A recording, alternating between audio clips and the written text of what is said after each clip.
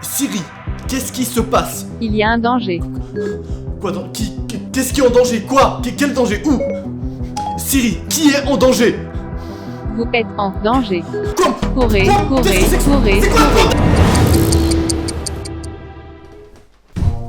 Bonsoir YouTube, j'espère que tu vas bien, que tu es bien posé, tranquillement chez toi et surtout que tu as éteint les lumières. D'ailleurs si c'est le cas, ramène un pote, hein, parce que tu vas pas regarder ces vidéos seul avec la lumière éteinte, sinon tu vas vraiment chier dessus. Je te le dis cash, ce qu'on va découvrir dans cette putain de vidéo, c'est pas cool du tout. Comme d'habitude sur cette chaîne, j'ai envie de te dire.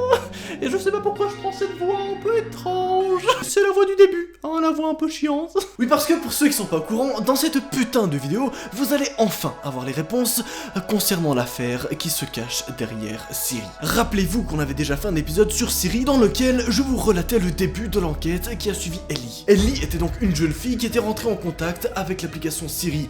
Notez d'ailleurs que tous les éléments que je vous dis actuellement sont donc basés sur des faits réels. D'où le fait finalement que l'application Siri fait actuellement parler d'elle partout dans le monde. Mais qui est Ellie et surtout qu'est-ce qui s'est passé et comment ça s'est terminé? Il faut savoir que pour rentrer en contact avec Siri, il faudrait parler avec Siri autour de 3h du matin. C'est donc ce que Ellie a fait. Mais tout d'abord, je vais faire un rapide résumé en 30 secondes top chrono pour ceux qui n'ont pas vu le premier épisode. Sachez que ceci est le deuxième et dernier épisode là-dessus. Il n'y aura pas un troisième épisode, donc à la fin de cette vidéo, tu sauras littéralement tout. Désolé. Non, je m'excuse d'avance. Vraiment. Parce que ça va faire mal. Bref, Ellie est donc une jeune adolescente âgée environ de 19 ans. Elle possède un petit frère et également une mère qui est morte lors d'un accident de voiture. Son frère, lui, en revanche, est également mort. Comme on l'a vu dans le dernier épisode, il serait mort d'une crise d'asthme. En revanche, les enquêtes policières ont apporté quelques doutes à cette mort. Actuellement, Ellie vit alors chez sa grand-mère. Sa grand-mère est une femme d'ailleurs un peu étrange, et principalement depuis la mort de la mère de Ellie. Toujours un petit peu genre en mode... Oui,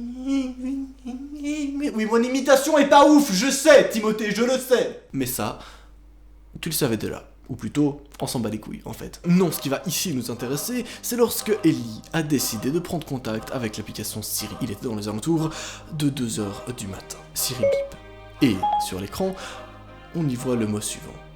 Aide. Ellie va leur expliquer ceci. Si je n'avais pas été si fatigué, je me serais peut-être inquiété. Mais à ce stade, je voulais juste dormir. J'ai alors cliqué sur l'iPad et j'ai pensé qu'il devait être défectueux. En remontant dans mon lit, j'ai encore entendu Siri biper. Et après quelques secondes, et le bip suivant, Siri a dit la phrase suivante. Parle à Siri. What the f... J'étais alors sur le point de me lever quand il a encore bipé une fois de plus. Et a dit... Tu ne veux pas? Pourquoi?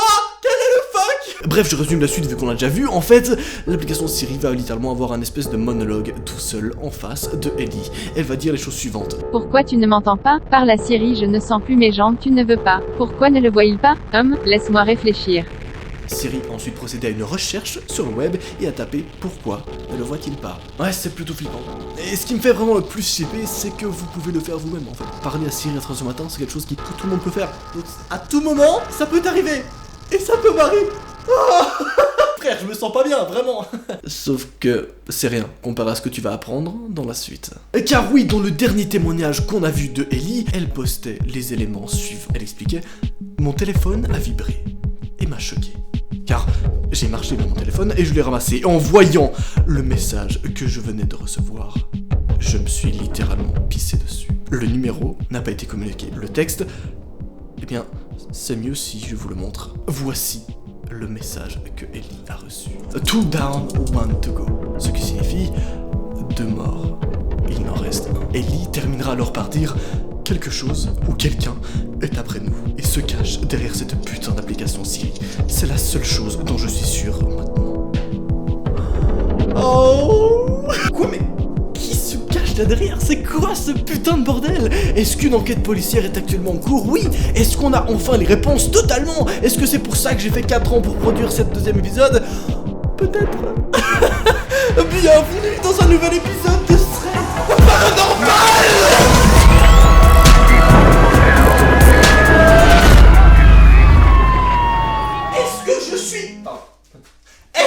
Ok, c'est Cette blague ne fait plus rire personne depuis 2012, je suis désolé, je m'approche. Je parle tellement loin que personne m'entend en fait, hein. Personne ne comprend ce que tu dis frère, Tu sens le rire du stress, tu le sens ou pas? Moi je le sens assez bien, hein. J'ai même... le bon caca qui signifie que je me chie dessus, bien sûr tu l'as la métaphore, hein, toujours très beau, on est là. Est-ce que j'essaie de redescendre l'atmosphère avant de remonter l'atmosphère? Totalement, oui. On s'en fout, totalement, oui. Pourquoi je prends cet air un petit peu de souris, je ne sais pas, c'est peut-être un système de défense comme ça. Noah, 17 ans, pratique couramment l'handicap mental, il témoigne... Pardon, on commence. Mon Insta, juste ici, on est bientôt 200 000, fais-toi plaisir. D'ailleurs, on est bientôt 1 million sur cette chaîne. Et ça, c'est plutôt cool. Sorry, not sorry. Ouais, je suis bilingue, ouais. Not sorry, I speak. Yes. Bref, voici alors le dernier témoignage de Ellie. Comment s'est terminée l'enquête? Ellie commence par préciser ceci. J'ai fait ce qu'il fallait hier soir, pour une fois. Je suis allé voir la police, et je leur ai tout raconté. Enfin, presque tout. Ils enquêtaient déjà sur la mort de Charlie comme suspect. Mais l'inhalateur et le message que j'ai reçu ont semblé les pousser à l'action. Pour ceux qui ne savent pas, l'inhalateur c'est un truc que tu prends quand tu as de l'asthme et c'est apparemment ce qui aurait tué son petit frère, Charlie. Ils essayent actuellement de retracer le numéro et d'analyser l'inhalateur. Ils n'ont pas encore terminé les tests ADN, mais j'imagine que je l'ai probablement étouffé avec le mien. Ils enquêtent aussi sur l'accident de voiture de ma mère, bien qu'il reste discret à ce sujet. Grand-mère nous a jamais vraiment parlé de cet accident. La seule chose qu'on sait, c'est qu'il y avait 2 autres blessés lors de cet accident. En revanche, ce qu'Ellie va préciser, et ce qui est d'ailleurs plutôt nul à chier, hein, c'est qu'elle n'a pas parlé des conversations avec Siri à la police. Elle a uniquement parlé du message qu'elle a reçu de l'assassin et des différentes menaces. S'il y a bien un assassin, bien sûr. Alors bon, la police a placé ma maison sous protection. J'ai mon amie Cathy qui est restée pour me tenir compagnie d'ailleurs. Je lui ai pas dit non plus que j'avais des conversations étranges avec Siri. Elle me rend déjà un grand service en restant dans un foyer ciblé. Je ne veux pas l'effrayer davantage. Ellie va ensuite préciser et répondre aux différents commentaires qu'elle avait reçus sur son dernier post. Car oui, en effet, beaucoup de personnes lui avaient dit « Eh, mais c'est peut-être ta grand-mère qui a tué ton petit frère !» Parce que Ellie habite chez sa grand-mère et donc à ce moment-là, son petit frère habitait également chez sa grand-mère quand son petit frère est mort. Donc, peut-être c'est sa grand-mère qui l'a tué. Mais à ces accusations, Ellie répondra ceci. Non, ce n'est pas possible. C'est une vieille femme amère, mais elle ne ferait jamais rien pour nous blesser. Puis, la nuit tombe. Genre elle se pète la gueule, tu vois, elle arrive, elle fait « Hey, là, je suis la nuit !» et je... on voit que j'étais saoulé dans ma propre blague, on peut le voir, on peut... Voilà. Ferme ta gueule, frérot, ferme ta gueule. La nuit qui vient, Ellie va alors reprendre son iPad et reprendre les communications avec Siri. D'ailleurs, à ce moment-là, Ellie, qui devient un petit peu tarée, pense qu'en fait c'est son petit frère qui se cache derrière Siri, et donc elle pourrait communiquer en fait avec son petit frère. C'est un peu chelou, mais à ce moment-là, je veux dire, quand tu peux communiquer avec Siri, peut-être que tu émets des théories vraiment cheloues, tu vois. Et quelque chose de très étrange se produit d'ailleurs ce soir-là. Ellie va dire « Charlie, si tu es là, dis quelque chose après le bip. » J'ai essayé de rendre ma voix aussi douce que possible. J'ai appuyé sur le bouton Home, puis 2 bips ont retenti. Quelques secondes plus tard, une réponse est apparue. Il y a un drôle de bip quand je respire. C'est quoi? Ma recherche sur le web m'a permis de trouver ça. À ce moment-là, Siri fait une recherche sur le web afin de comprendre pourquoi il y a un bruit. Sauf que ça n'a aucun sens, hein, et la recherche ne donne rien. Et oui, c'est à ce moment-là qu'Ellie se dit « Soit il y a vraiment quelqu'un derrière Siri, et c'est mon frère, soit c'est quelque chose d'autre. Ou soit c'est bien sûr un ravisseur qui a hacké son iPad. » Sachez bien sûr que je maintiens cette théorie que j'avais placée dans le premier épisode. On va voir d'ailleurs si elle se confirme ou pas. Ellie va alors dire « Charlie, je dois savoir qui est ton ami. » Oui, parce que dans une des dernières conversations que Ellie a eues avec Siri, Siri lui avait dit qu'un ami allait tuer son petit frère. Un ami. Qu'est-ce que... Alors elle ajoute « Celui qui a mis le truc noir dans ton inhalateur. » Et là, Siri va répondre, bordel de merde. Siri va dire « Danny. » Danny est en fait le nouveau voisin de Ellie. Un parfait soupçon pour un assassin, n'est-ce pas? Alors je kiffe tellement cet épisode, là où ça part dans tous les sens, ça cherche des enquêtes, j'adore. Vous passez des bonnes vacances, moi oui. Ça continue. Instant mouchoir. Mesdames et messieurs, accueillez le roi. Merci à tous. C'est il y a à peine une semaine que j'ai rencontré les Richards, qui sont donc la famille des voisins dont fait partie le fils Danny. C'était 2 semaines après l'accident de ma mère, et ils venaient d'emménager dans le quartier. John, donc le père des Richards, était un vieil américain avec un seul bras. L'autre avait été perdu au Vietnam. C'était un type assez amical, poli et bien élevé, mais juste, je sais pas, il m'a donné une espèce de chair de poule, très étrange. Son fils, Danny, en revanche, était adorable, toujours joyeux. Un jour, j'ai été invité par John, d'ailleurs, donc le père des voisins. Je me sentais impoli de le refuser, alors je me suis retrouvé là, assis dans le salon, à regarder Danny et Charlie jouer pendant que John allait chercher des albums de photos pour me les montrer à l'étage. Oui, donc tu l'as compris, la famille des Richards, donc des voisins, est composée de John, le père, et de Danny, les deux fils. Ellie va le rajouter, je n'avais pas pensé à Danny depuis. Il avait l'air d'un gentil garçon, bien qu'un peu excentrique. Mais son père, et je sais pas, il y a des salles que j'ai pas regardées dans leur maison. C'est vraiment étrange, il faut que j'y retourne dans cette putain de maison. Évidemment qu'à ce moment-là, la meilleure chose à faire serait directement d'informer les flics du premier soupçon qu'a Ellie. Sauf que ce serait pas drôle, bah non, sinon je te raconterais pas ça dans un putain d'épisode de Thread Paranormal. Non, ce qu'Ellie va faire, c'est aller directement voir elle-même sur les lieux. Donc, dans la maison des voisins. Mon esprit irrationnel a alors décidé que la chose rationnelle à faire était de prendre une lampe de poche, de grimper par ma fenêtre, de tomber de ma véranda et de descendre dans mon jardin. Puis de sauter par-dessus la clôture de la maison des Richards. C'était alors une nuit d'orage incroyable, donc je ne voyais pas grand-chose. J'ai scanné le mur du fond, essayant de repérer une entrée au sous-sol cachée quelque part dans l'ombre. Et oui, je l'ai trouvé. Elle nichait sur le côté de la véranda. Ses portes étaient déjà déverrouillées. Si le propriétaire gardait des secrets dans son sous-sol, il ne faisait pas très bien. Et là, Ellie va faire un truc vraiment pas bête, franchement. En fait, elle va se synchro avec le tonnerre. Tu vois, dès qu'il y a un gros... Eh bien, Ellie va faire une entrée. Par exemple, elle ouvrir la porte dès qu'elle entend le bruit de tonnerre, histoire de ne faire vraiment aucun bruit. Et c'est pas bête. Je suis alors arrivé dans le sous-sol. Et il y avait toute une gamme d'équipements de laboratoire, plutôt spécial. Tu sais, le genre de truc que tu vois dans les films. En balayant les bancs, j'ai aperçu une pile de notes à l'aspect épouvantable. La plupart des notes étaient remplies d'équations et de diagrammes complexes que je n'arrivais pas à comprendre. Mais la dernière page était définitivement quelque chose que je pouvais comprendre. Ellie prend alors cette dernière page et l'ouvre. Attendez, je ramasse. Trop marrant, hein. C'est pas drôle, je redescends l'atmosphère. Tu te connais. C'était une lettre adressée à Monsieur Harkin, des services médicaux. Qui est Monsieur Harkin? Vous allez le comprendre. J'ai reconnu le nom, mais je n'ai pas pu le placer avant d'avoir fini de lire la lettre. La lettre décrivait en détail les blessures et les causes de décès subies par les membres de sa famille lors de son accident. Sa fille a été tuée par des éclats qui lui ont transpercé la gorge jusqu'au bout. Sa femme a été tuée par une coupure à l'abdomen alors qu'elle était projetée sur un morceau de verre à l'impact. Sa mère était encore en vie et a subi un traumatisme cérébral massif et des lésions cérébrales subséquentes. C'est le moment dont je me suis souvenu. L'accident. Monsieur Harkin était en fait l'autre conducteur. La personne qui a tué la mère de Ellie. Rappelez-vous que la mère de Ellie est morte d'un accident de voiture. Chaud, non? Nous n'avions jamais entendu parler des autres blessures ou causes de décès, seulement qu'il y avait eu 2 morts et 2 blessés. Monsieur Harkin doit donc avoir l'autre blessure, en fait. C'est donc le 2e blessé. Mais pourquoi cette lettre était là? Puis là, Ellie se souvient. Le bras de John. Première théorie que Ellie va alors placer. John est en fait Monsieur Harkin. John est en fait la personne qui a tué la mère de Ellie et qui aurait donc pu tuer également le petit frère de Ellie. Ça fait quand même beaucoup de coïncidences et ça en fait peut-être une hypothèse plausible. Est-ce que cette hypothèse va se vérifier? On y arrive. Soudain, j'ai entendu un craquement en haut.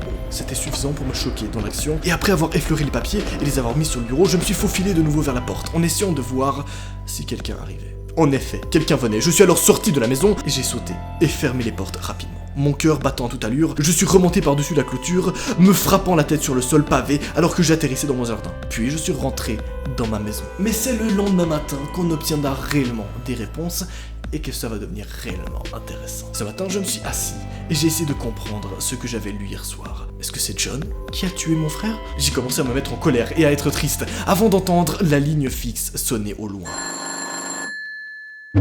Ellie reçut donc un appel téléphonique. En face, ça répond. Et ça dit: Vous aimez fouiner, n'est-ce pas? Dit la voix familière et polie. J'ai mis du temps à répondre. Que voulez-vous de nous? Viens me rencontrer. Ashton Park, 2h du matin. Demain matin. Apportez votre iPad. Après ça, il a raccroché. C'était il y a environ 6 heures. Mon iPad. Oh, bordel. Donc c'était lui. Ça devait l'être. Il se fout de ma gueule. Bordel de merde. Le ravisseur a donc contacté Ellie et lui a proposé un rendez-vous. Je ne sais pas si je dois le dire à la police ou y aller moi-même. Si je le fais, soit je le tue, soit il va me tuer. Vient alors le petit dilemme classique, est-ce que Ellie va le dire à la police ou pas? Bonne question, sachant que si elle en parle à la police, eh bien elle devra aussi avouer le fait qu'elle parle depuis un moment à Siri et un espèce de ravisseur. Spécial. Alors, Ellie va écrire ce dernier post. Ce sont donc les dernières traces qu'on a de Ellie. Ça commence comme ça. C'est fini. Enfin, j'ai perdu ma famille, mais c'est fait. Je peux me reposer maintenant. Je suis seul, assise dans ma chambre. J'aimerais beaucoup vous dire que la police a réussi à attraper John Richards ou John Harkin, enfin c'est le même, peu importe, et qu'il risque maintenant une peine d'emprisonnement considérable, mais les choses sont rarement aussi noires et blancs dans ce monde. Après mon dernier message, j'ai paniqué. C'était seulement 3 heures avant la rencontre avec l'assassin de mon frère, mais je ne pouvais pas le faire.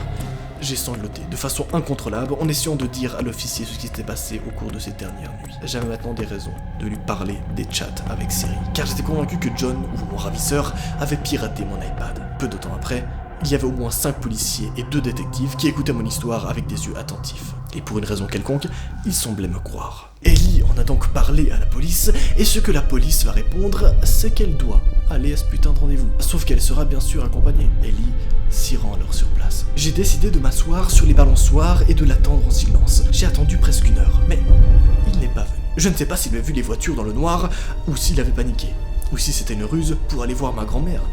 S'il essayait ça, il faut savoir qu'il aurait des ennuis. Ma grand-mère était en fait en sécurité. Bien sûr, Ellie est pas bête et avait laissé 2 officiers qui s'occupaient de sa grand-mère au cas où le ravisseur tentait de la tuer. Sachant que le ravisseur a tendance à s'en prendre à toute la famille de Ellie, ou à toute la famille de la personne qui contacte, Siri. Je suis donc rentré à la maison et les policiers n'ont rien signalé d'inhabituel. C'était donc un échec. Puis, la nuit suivante tombe, et là, trou noir. Ellie ne se souvient pas de ce qui se passe. La seule chose dont elle se souvient, c'est d'être réveillée dans un endroit qui empestait l'odeur nauséabonde de la pourriture. J'ai ouvert les yeux et examiné mon environnement. J'étais dans une grande pièce sombre avec des fenêtres noircies pour qu'on ne puisse pas laisser passer la lumière. Les seules sources de lumière étaient des lanternes éparpillées sur les différents bancs de travail le long des murs. Ils semblaient étrangement familiers au sous-sol, car les bancs étaient revêtus d'un équipement similaire. Le seul élément distinctif était un groupe de moniteurs alignés à l'arrière de la salle. Ils montraient l'intérieur de la maison de quelqu'un. Je suppose que c'était le sous-sol de mes voisins. Puis c'est là que j'ai réalisé que je n'étais pas seul. Au-delà des moniteurs, à peine éclairés par une lanterne vacillante, il y avait un manchot. Il me tournait le dos et semblait jouer avec quelque chose sur l'un des bancs de travail. Derrière lui et face à moi de l'autre côté de la pièce, il y avait une silhouette aux cheveux noirs. Il était fatigué et attaché à une chaise. Sa tête pendue molle s'était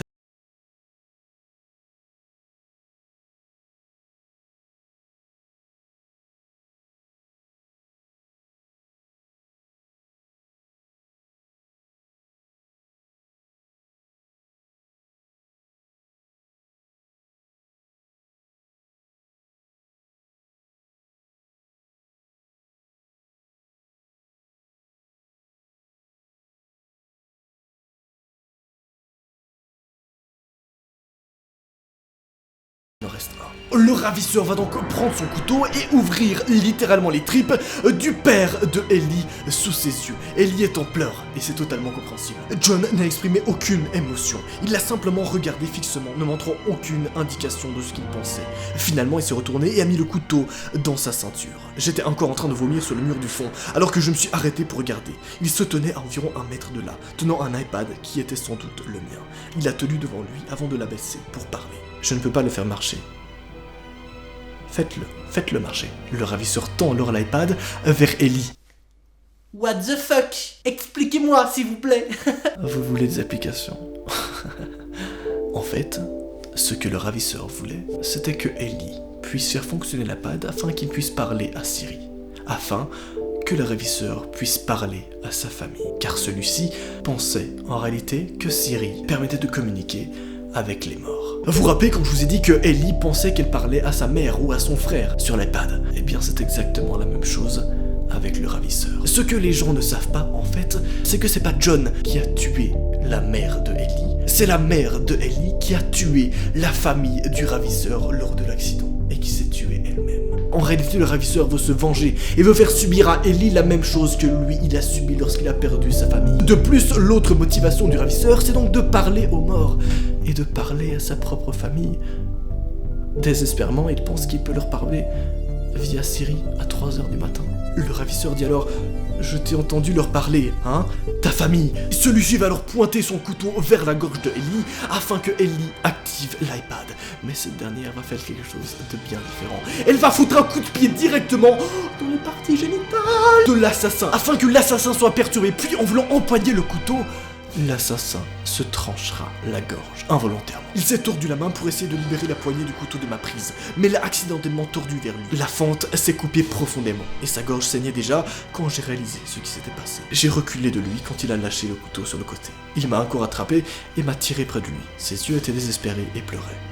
Par une respiration tendue, il parlait. Il a dit: je leur ai rendu justice, n'est-ce pas? J'avais raison, n'est-ce pas?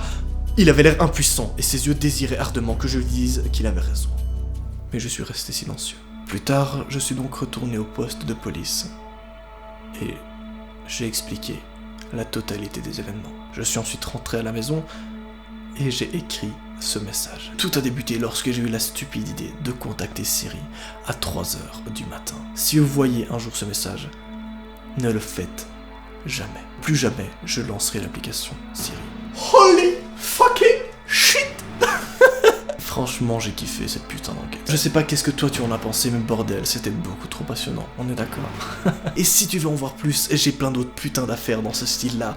Donc mon gars, abonne-toi à cette chaîne YouTube, fais-toi plaisir. Parce que franchement ici, on se marre, mais on se chie dessus aussi. C'est deux sentiments plutôt cool, non? Suis-moi également sur Instagram si tu kiffes un petit peu les threads et les trucs de ce genre-là, tu vas te faire plaisir. Sur ce, c'était Noah, ce fut un plaisir.